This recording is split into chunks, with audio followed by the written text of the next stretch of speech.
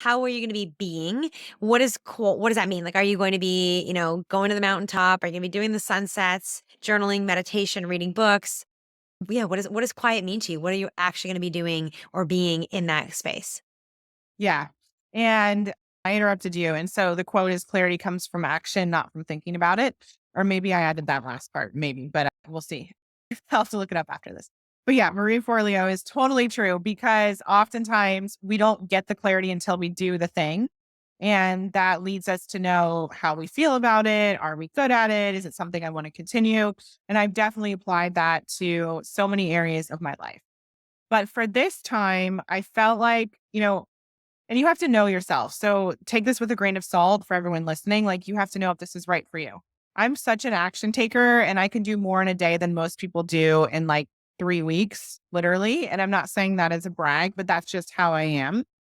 And so I knew for me that yes, I could continue and take massive action, but that's what I've been doing for 10 years and I'm still not any clearer.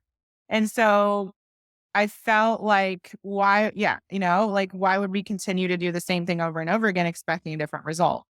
And so for me, one of the extreme things that I could do, like I said, was go off of Instagram for a bit because that's something that I felt like, I could turn off and I didn't feel like everything would come crashing down and that it would be completely detrimental to my work in the world.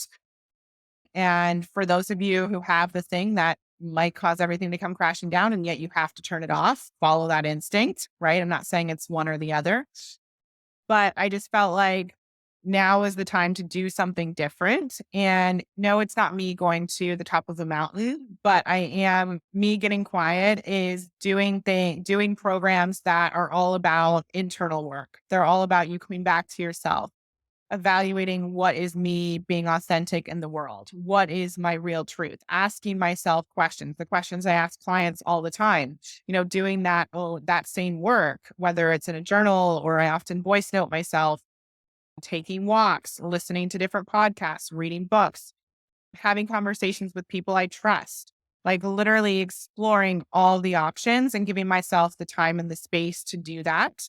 And so I would say it's active listening to my own internal guidance system.